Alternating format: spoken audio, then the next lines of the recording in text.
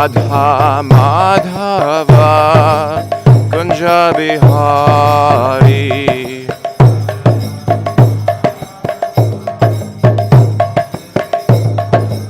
Jaya Radha Madhava Kunja Bihari.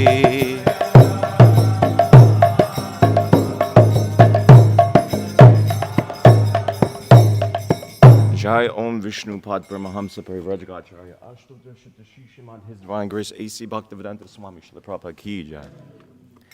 Jai Om Vishnu Pad Brahmahamsa Parivrajagacharya Ashtotra Shita Shishimad His Divine Grace Srila Bhaktisiddhanta Saraswati Thakur Goswami Srila Prabhupada Ki Jai.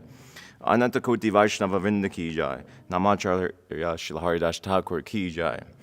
All glories to the sum of devotees, Hare Krishna. All glories to the sum of devotees, Hare Krishna. All glories to the sum of devotees, Hare Krishna. All glories to Sri Guru and Sri Gauranga. All glories to Srila Prabhupada.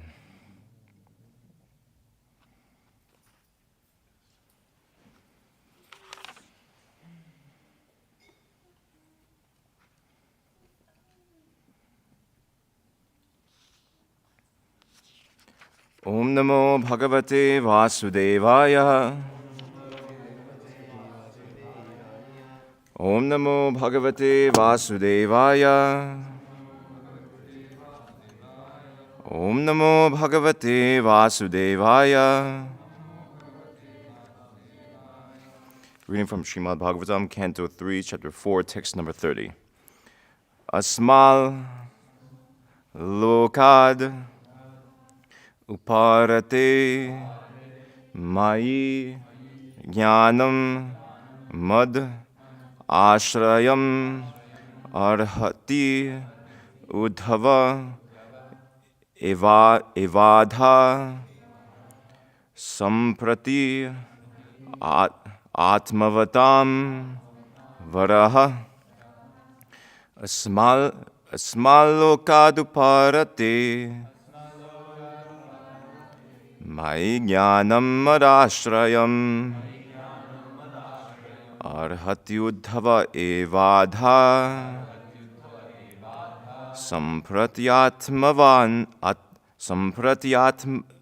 atmavatam varaha asmalokaduparate mai jnanam madashrayam arhati udhava evadha sampratyatmavatam varaha asmalokaduparate mai jnanam madashrayam arhati udhava evadha sampratyatmavatam varaha.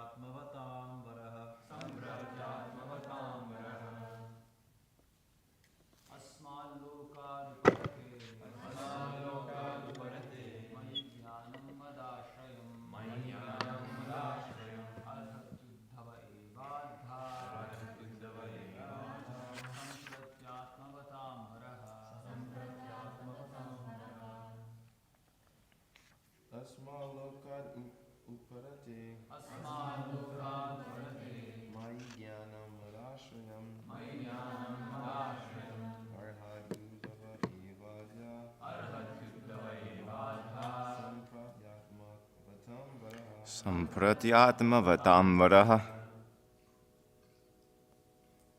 Mataji. Asmalokaduparate mai jnanam madashrayam arhati udhava evadha sampratyatmavatam varaha.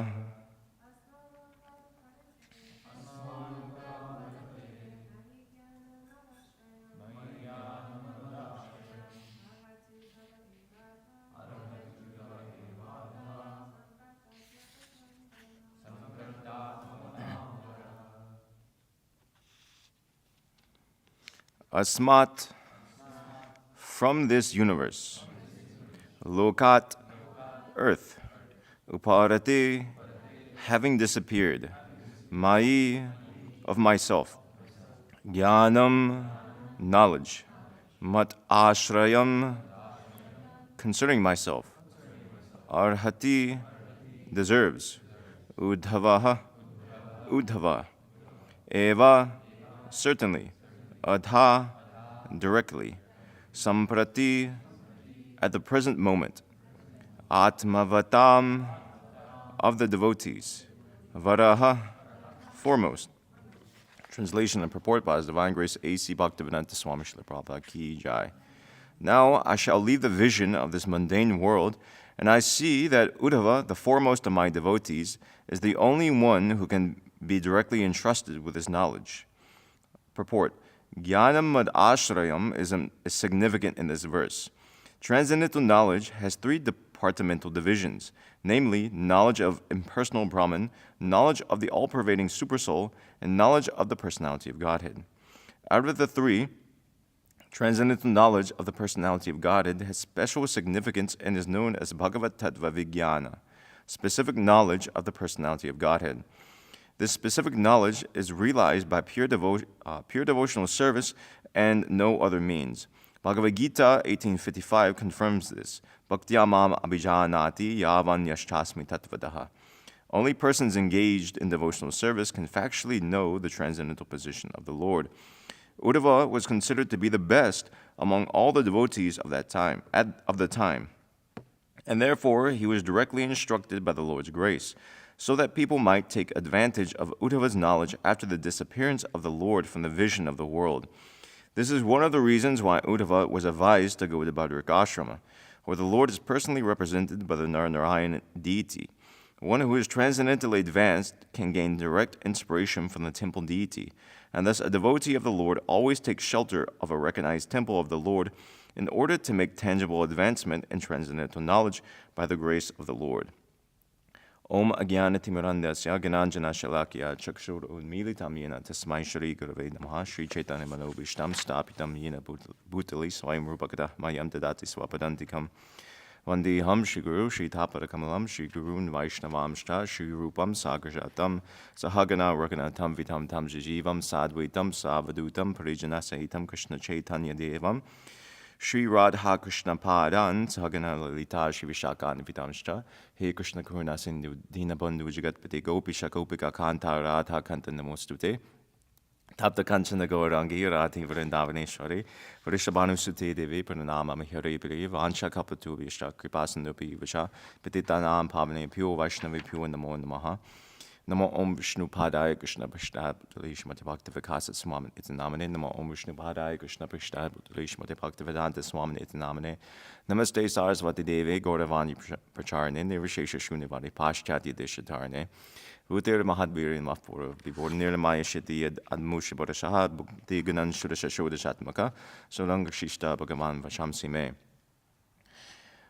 Translation again. Now I shall leave the vision of this mundane world, and I see that Uddhava, the foremost of my devotees, is the only one who can be directly entrusted with this knowledge about me. In the Sanskrit comes asmat lokat uparati, and then arhati, the word is used. So this knowledge is, Krishna is entrusting Uddhava. What is he entrusting? My jnanam mad ashrayam. He's entrusting him knowledge about himself. And specifically, he uses the word samprati, at the present moment, meaning other devotees there are more dear devotees than Uddhava, such as Radharani, but at the present moment, she's not there.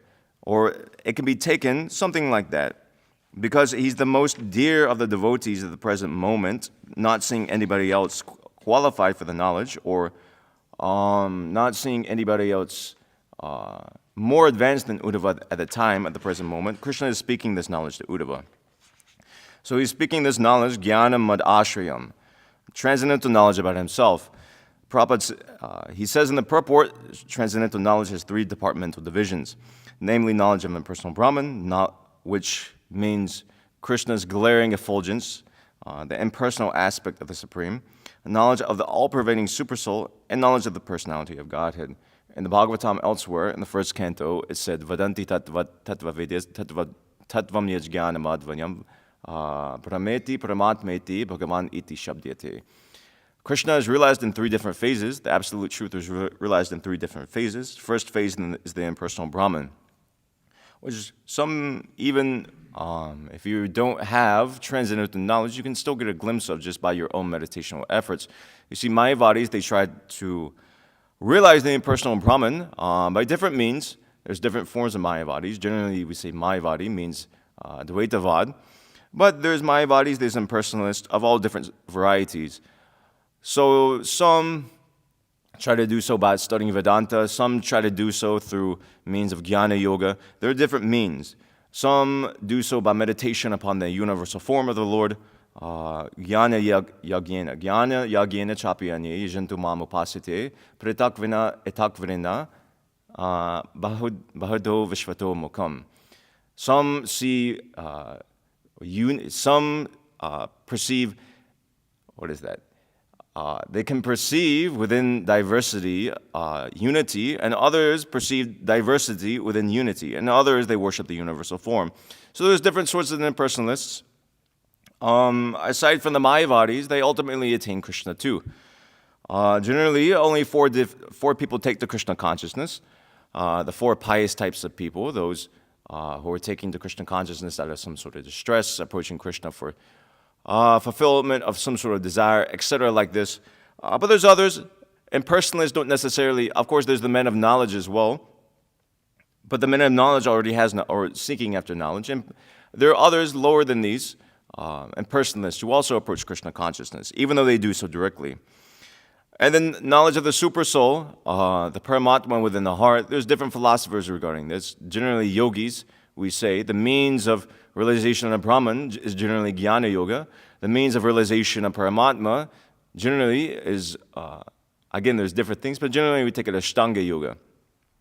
Dhyana Yoga is also sometimes mentioned. Dhyana meaning meditation, meditation upon the form of the Paramatma. So these are described throughout the Bhagavatam. The yogi, he visualizes the Paramatma within his heart and he meditates upon it. And there's different sorts of yogis. Some try to ultimately merge into the Paramatma, thinking themselves to be one with the Paramatma. Some use the Paramatma as a means just to, again, merge into the impersonal Brahman. And some realize that there's something higher than the Paramatma, that the Paramatma is a half semi-personal expansion of Krishna, and they advance further. Most yogis, generally, they're either misled by attainments of mystic siddhis, material perfections, or they don't, they simply, the same result, you can say, is the yene ravinakshavi muktamanya svayastapavad avashuddhapuriya. Their intelligence is impure. Although they're meditating upon the Paramatma, there may be some benefit there. Because their intelligence is impure, they come down again. Because ultimately they're thinking, they want to merge into the Paramatma. So, and then ultimately, knowledge of the personality of Godhead. Knowledge of the personality of Godhead subsumes all other three. So Uddhava had knowledge of all three aspects. Bhagavat Tattva Vijnanam. Practical scientific knowledge as to what is God, what he looks like, what his form is, what is his name, fame, etc. like this. So Uddhava had specific knowledge of the personality of God because he was taught he was a great devotee from the beginning. He was Nitya Siddha, but nevertheless he was taught by Krishna personally as to his glories. This knowledge was given to Uddhava because of his pure devotion. Prabhupada says this specific knowledge is realized by pure devotional service and no other means. No amount, although Krishna is described in Shastra, and although the ultimate aim of the Vedas is to understand Krishna, Krishna can't be understood just by a dry study of Scripture. The true understanding of Krishna and true revelation of Krishna's form comes about through devotional service. Realization comes through devotional service, and knowledge comes through the mercy of the devotees. Even one may be studying Shastra, but if he's not doing so under the guidance of devotees, he'll misunderstand it. So transcendental knowledge comes from devotees. One may have contact with Shastra, one may not have contact with Shastra. But just by the presence of a devotee, one can understand, and by hearing from a devotee, one can understand all the implications of Shastra, the conclusions of Shastra. Because there's the person Bhagavat, and then there's the book Bhagavat. So just by association with a person is good enough. One devotee, I think it was Tamal Krishna Goswami, I'm forgetting, was complaining to Prabhupada, or like they weren't getting enough, I'm a little hazy on the details, but they were saying they weren't getting enough time to read because they were so much personally engaged in Srila Prabhupada's service, doing different things. And they wrote that the realization was that still, in spite of that, just being around Srila Prabhupada all day they had a realization, some slight degree of realization, that he's non-different from what he's writing in his books. He's non-different from the Bhagavatam because he is the Bhagavatam. He's the person Bhagavatam. Unlike most mundane authors of this world who have their literary life and then they have their own personal life, they may write high ideas in their books, but in terms of what they actually act like, it's something completely different. Just like you see Allen Ginsberg, who some of us know, I don't know if you're familiar with his literature, is somewhat nice prose, but his personality, his character as a person is very degraded. He may be writing very nicely, but his character is something completely different. Not to pick on him, so many authors are like this. They may write high philosophy, but by their character is very degraded. And practically they don't speak about this to other people. But devotees aren't like this, and specifically Prabhupada is not like this. Devotees would often relate that just being in Srila Prabhupada's presence, after reading his books, it was almost as if non-different, because he just spoke the same philosophy that's in his books, more or less. He may not get so much into the technicalities, but his overall mood is the same. So whether one is associating with scripture or whether one is associating with a devotee, the result is the same. If one is hearing sincerely, that was the idea, Krishna's idea in sending Uddhava to Bhadragashrama. Uddhava went there. Presumably they were already studying Shastra. They're devotees living at a temple in some remote place. Means they may be doing some puja. The deity is there, Narayan deity. They may also be studying some literature, but nevertheless Krishna sent Uddhava there to teach them about this transcendental knowledge. So this transcendental knowledge is received specifically through a devotee. Uddhava was considered the best among all the devotees at the time, and therefore he was directly instructed by the Lord's grace, so that people might take advantage of Uddhava's knowledge. Srila Prabhupada used the word people here. Generally, most of the time, actually practically all the time, Krishna doesn't instruct people directly. Krishna doesn't instruct non-devotees. Sometimes we see Lord Chaitanya is merciful and does so, but Krishna doesn't do so. Krishna instructs his devotees in transcendental science. He instructs Arjuna. He's instructed Uddhava. Of course, the sages at Bhadragashrama, they're already devotees, so this is sort of an exception. But we don't, for example, see Krishna's means of propagating knowledge within the world is done so through the medium of his devotee. Krishna spreads this transcendental knowledge, this jnana mad ashrayam. Krishna spreads this through his pure representative. He doesn't do it directly himself. Usually, of course, Chaitanya Mahaprabhu is there, but the typical system is that one hears from the devotee. Krishna speaks to the devotee because the devotee is very dear to him. The devotee has the qualification to receive, to hear the knowledge, and he automatically can understand the knowledge because he's already situated within that knowledge. Knowledge, in one sense, is superfluous because he has vijnana, he has realization of what is Krishna. So Krishna speaks this knowledge to his devotees, and the devotees in turn distribute this knowledge throughout the world. So the means to attain, in other words, if one wants to know Krishna, one has to approach the devotee. And the means to approach the devotee is given here. One who is transcendentally advanced can gain direct inspiration from the temple deity. Of course, that's for one who's transcendently advanced. Generally, we hear that deity worship is for neophytes, or temple worship is for neophytes. That's true. It's also for Mahabhagavats. We see great devotees of the Lord. They also install temples. They erect temples. They inaugurate temples. And they worship the deity, etc. like this. Madhvacharya did this. Ramanujacharya did this, etc. like this. So, Ramanujacharya, just for instance, something concrete, he was overseeing Vardharaj temple in Kanchipuram for many years before moving on to Sri Rangam, where he consequently saw the worship of Ranganath there. So even highly elevated devotees of the Lord take to the worship of the deity, but unfortunately, the deity doesn't reveal himself save and except to those elevated devotees. The neophytes may be worshiping the deity, but they don't get so much direct inspiration, as Prabhupada is using the word here. Therefore, there's other processes giving. Hearing about the Lord, chanting about the Lord can elevate. Of course, deity worship is also there. It purifies one, it keeps one clean, but hearing and chanting can help one in all stages, whether there be temple worship or whether there not be temple worship. One point is that receiving, in relation to receiving this knowledge about the Supreme Personality of Godhead, generally it's difficult. This knowledge is received from devotees. I was making the point. Generally, devotees are rare. Devotees are rare. And all yugas, especially in this Kali Yuga, devotees are rare. We don't, for example, this knowledge is rare, and those who are disseminating this knowledge, devotees, are equally as rare. It's not that every day you see a devotee. It's not that every birth you see a devotee even. So to see a devotee is very, very rare. Krishna spoke this knowledge with the benefit of all people, the benefit of everyone, of the world in mind, but generally it's very difficult for the common man to get association with a devotee. And even if he gets association with a devotee, he takes it for granted. So one process is given here, that to take shelter of a recognized temple of the Lord in order to make tangible advancement and transcendental knowledge.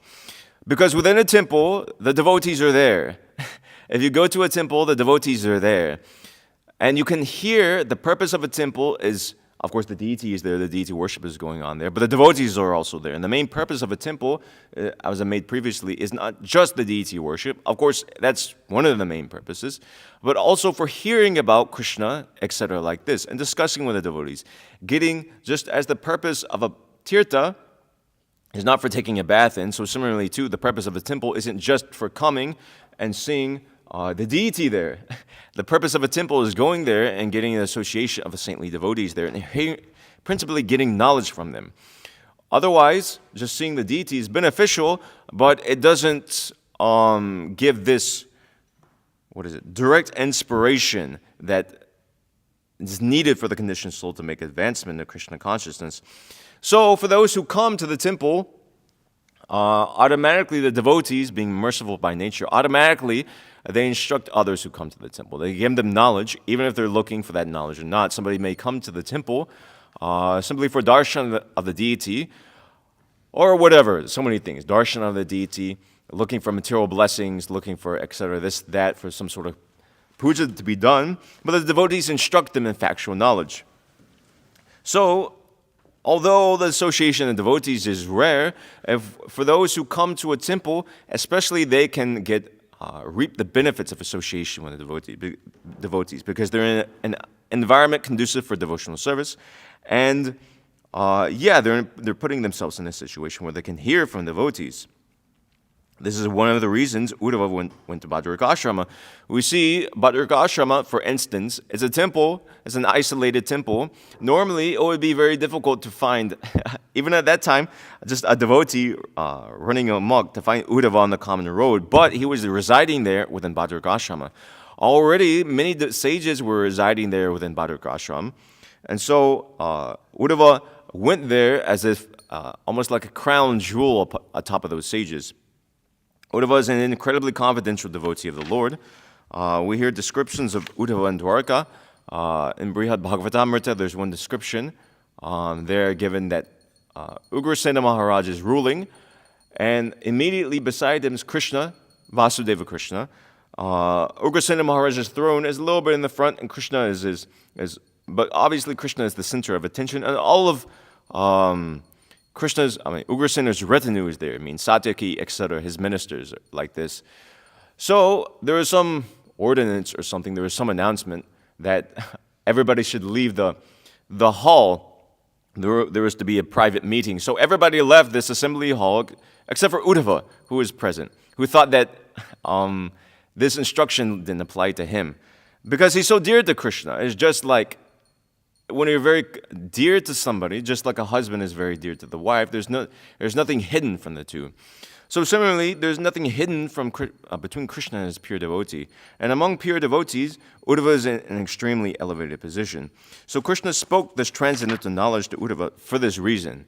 Although there are many devotees still, even at that time, Krishna had many pure devotees on the planet, all of them elevated and all of them of very highly having their own relationship with Krishna, having their own reciprocal relationship with Krishna.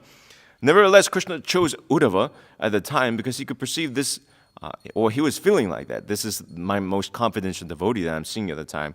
It's confidential knowledge Krishna is imparting to Uddhava. We see that in 11th canto. It's not as knowledge of Krishna's pastimes. He's dealing with the gopis. So he didn't give that to anyone and everyone. You don't speak secrets here, there, and everywhere to anyone. So Krishna imparted this secret to Uddhava. He chose like this. So I can end my class there and take any questions at this time. Anything? Yes.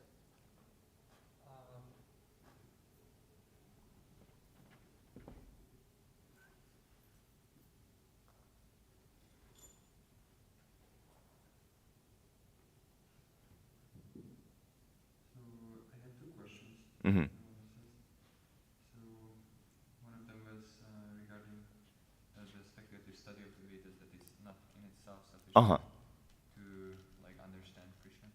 I was just wondering what is like the difference between Buddhi Yoga and just speculation, because Krishna says that when one is studying this sacred conversation of me and Arjuna, then he's worshipping me with his intelligence. So, and many times it's equated with Bhakti Yoga, Buddhi Yoga and Bhakti. Mm-hmm. I'm curious to see what's the difference there. Well, for that, Buddhi Yoga is intelligence linked with devotion. You can define it like that, as intelligence employed in Krishna's service. So intelligence, one may be applying his intelligence to the Gita, but actually he isn't reading Bhagavad Gita if he's deriving some sort of different meaning from it. It's just like, we probably all have experienced ourselves. Sometimes we're reading and we're looking at the words, but actually we're not reading at all. There's some sort of voice in our head and we're thinking of something, this and that, and actually we're on our own mental monologue, so we're not reading anything at all. So those who derive some sort of different interpretation from the Gita or something like that, they're reading the Gita externally, but the Gita that doesn't actually manifest to them. Just like one can chant Krishna's names, but that doesn't mean he's associating with Krishna. So similarly too, I mean, granted there's benefit there, don't get me wrong, from reading the Gita, but it doesn't necessarily mean all those who are reading the Gita. For example, okay, Dr. Radhakrishna's commentary on the Gita is not exactly a means of worshiping Krishna by his intelligence, even though he wrote such a elaborate commentary, for example. So even that worship is always conducted under the supervision of elevated devotees, so similarly too for the study of Shastra, like that. Does that make sense? You have a second question? Yeah, the other was, it sort of just grabbed my attention because I felt it's like relevant to me. That sometimes we take devotee association for granted. Mm-hmm. So it's just, I guess the question would be like how to not do that, or how to, is it just being conscious of this fact that devotees are special and this opportunity is special? Or how can one not take it for granted and appreciate devotee association? Yeah, take it for granted. Commonly asked question. There's no immediate solution. It's not. Sometimes we say familiarity. It's not bad to be familiar with devotees. It's just when that familiarity breeds contempt, then it becomes an issue. Familiarity is good, just like Uddhava is familiar with Krishna, so they have a very intimate relationship. So that familiarity can also breed intimate relationships and trusting relationships. At the same time, it can breed the exact opposite.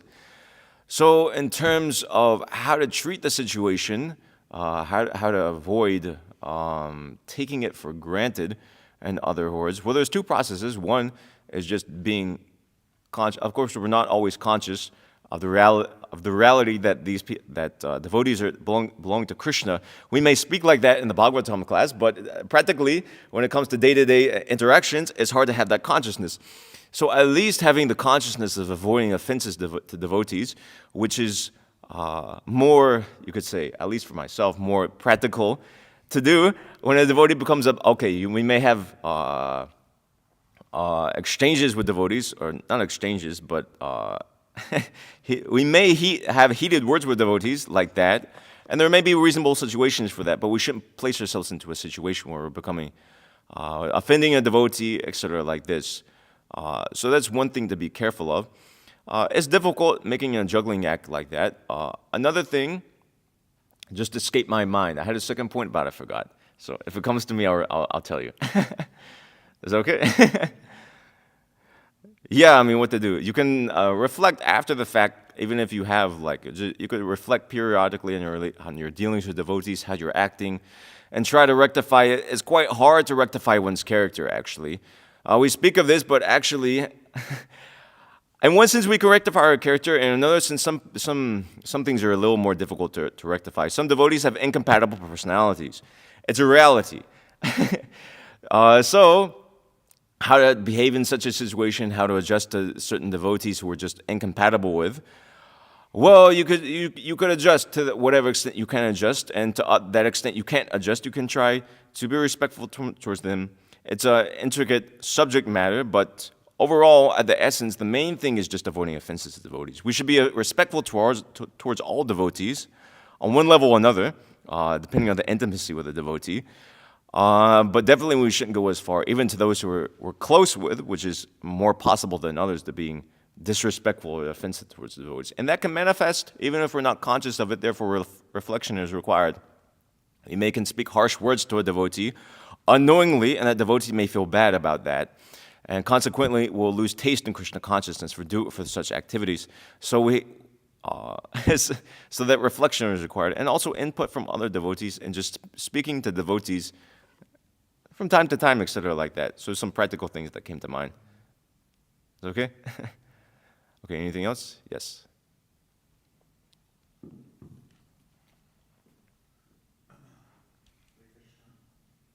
had a question purport. So I'll just read the sentence. So Uddhava was considered to be the best amongst all devotees of that time, and therefore he was directly instructed by the Lord's grace, so people might take advantage of Uddhava's knowledge after the disappearance of the Lord from the vision of this world. So specifically that last part, so I'm just kind of wondering how exactly, people took advantage of that knowledge, just because I'm thinking we see that Bhagavatam is more prevalent, and more widely distributed. So it seems like people, Bhagavad Gita, but it seems like people take more advantage of the instructions given by Arjuna than Uddhava. And really, I mean, I'm just kind of elaborating, but I never really heard of Uddhava Gita or anything like that. Yeah. Yeah, it's a pretty obscure thing, but nevertheless, yeah, go ahead. So the second part of that also is, so that's there. So Krishna's grace that he spoke that knowledge to Uddhava, but then how do we synthesize that also with Krishna leaving, and that's specifically mentioned in Srimad Bhagavatam was given there also. So Krishna, in other words, it seems like Krishna gave, there's two things given, the Uddhava Gita and the Bhagavatam, you're saying like that? Yeah, I'm just saying you got the first part, and the second part is so the Bhagavatam is there, and so Krishna also left that when he left, because it's described in Shastra that when Krishna left, Yeah. specifically he left Srimad Bhagavatam, it's mentioned multiple times. Yeah, okay, so what does that mean, leaving Srimad Bhagavatam? So leaving Srimad Bhagavatam, according to my knowledge, well, first it was Vyas had the realization, and then he spoke the Bhagavatam to Shukadev, etc., like that. So principally the means of leaving the Bhagavatam was conducted through Vyasadeva and then Shukadev Goswami, who spoke the Bhagavatam in the assembly in Naimisharanya. And then Sutta repeated the same thing, and from Sutta's repetition, we then have the Bhagavatam as we know it now, the Shastra. So there may have been a more general form of leaving the Bhagavatam in terms of the Bhagavatam just being an oral collection of Krishna's life, that's also there. I wouldn't discount that. But nevertheless, I would say the principal means that Krishna has left the Bhagavatam was through that medium of Vyas, Shuka Sutta, etc., like that, and being carried down in Parampara today. And that same Bhagavatam, it has the instructions of Uddhava within it, for example. So although you could say, you could differentiate between the two on one level, but on one level, the Bhagavatam contains that knowledge that Krishna spoke to Uddhava, among other different things. So Krishna left the Bhagavatam for the enlightenment of people in general for the age of Kali. And one thing amongst it that he wanted to do so was the Uddhava Gita, amongst so many other things. Krishna also wanted to leave Kapila Dev's teachings, Dhruva Maharaj's example, knowledge of the planetary systems, specifically his pastimes out of the 10th canto. He also wanted to leave the Uddhava Gita. That's my sort of understanding of that. If you look at how the practical means as to how he left the Bhagavatam. In terms of how it benefits people in the world, that people may take advantage of it. Well, Prabhupada writes like this in his purport. Actually, Krishna is speaking, he didn't so much, at least from what I've seen for the verses here, his main idea was that he wanted to instruct the sages, Bhadrakashram. In the next verse we have, he may remain in this world in order to disseminate specific knowledge of the personality of God. That's also there, and that was done, and that's still being done. People do have knowledge of it. It's not unknown. Devotees definitely have knowledge of it. Not just within ISKCON, other devotees also understand. Other sampradayas also, at least those who have read a little bit, presumably, they have knowledge of Bhagavatam, etc. Sri Sampradaya has knowledge of Bhagavatam. And maybe not lay practitioners may read it, opting more for Vishnu Purana. Definitely the Madhvas have knowledge of Bhagavatam, etc. like this. Even others, there are many people within India still who have knowledge of Bhagavatam, and may have some sort of idea of Uddhava Gita, even though they may not specifically study it. Another point is that why is Gita more popular? Gita is more popular, definitely. But nevertheless, it doesn't mean that Uddhava Gita didn't reach people. It's just like Chaitanya Mahaprabhu came to this world to deliver all the fallen conditioned souls, but if you look at how many fallen conditioned souls are practically taking shelter of Lord Chaitanya, it's very, very, very, very, very few. So I would apply the same logic to the Uddhava Gita, that even though only a select few are taking advantage of it, it doesn't discount the fact that some have actually taken full shelter of it and are being benefited by it fully, like that. Is that okay? Does that answer both? Yeah, that's good. Okay. Anything else from the men? From the Matatis, anything? Questions? Okay. Srimad Bhagavatam ki jai. Srila Prabhupada ki jai.